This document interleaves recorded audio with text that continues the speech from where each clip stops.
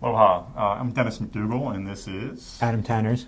We're here today after Brenda Cartwright requested that we do a little session on CHS. So we hope the information that you get here is useful, and also you will be getting some other resources, a packet we've used in training before, and we'll refer you also to some online resources.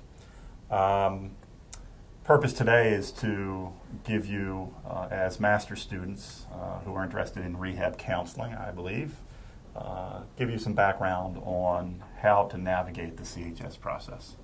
Adam has been through it himself. I've been through it also. And in fact, Adam, you're going through it now? Yeah, we just submitted for my dissertation, and I'm still waiting to hear back. So okay. Before we get started into the meat and potatoes, let me tell you a little bit about my involvement with CHS, and then I'll let Adam elaborate a little more on his past experience and current experience. Right. I first got involved with CHS as a doc student myself in, 20, 30 years ago, whenever. That was at the University of Houston. And my advisor asked me if I'd be interested in serving on the committee. And that was a great opportunity. So I went to this committee. It was new for me. And I met all these different folks from various disciplines, ranging from the dental school to social sciences to my own field, which was special education, and became a student member of that committee. So I learned at that time how things worked and what the purpose of this ethical review of research proposals was all about. We won't deal with the history today. There are canned packages available on the web that deal with the history of human subjects, research violations, but today we'll really deal with the more pragmatic issues of how do you submit an application, what things do you need to attend to in a CHS or Committee on Human Studies application here at the university. And we'll use Adam's past and current experiences to illustrate do's and don'ts. So Adam, you want to chat a little bit about kind of your first time through and then the current?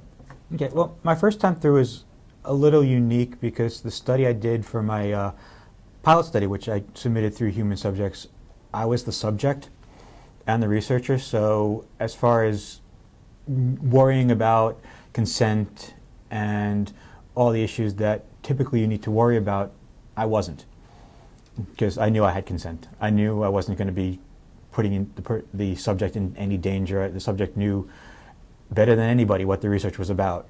So that was a little bit of a unique situation for me, and I wasn't really too concerned with it. And yet you still had to submit. I still had to submit. I still had to go through the human subjects, and actually submitted expedited, not exempt, which we'll talk about as we go through today. So it was a bit of a different experience. I still had to wait for the approval before I can actually start conducting the research, but I wasn't, as I said, I wasn't too concerned with the outcomes and the processes and worrying about all the issues with it. And then how about the current process? Where are you at now? Okay. At what stage are you at in submitting and getting approval?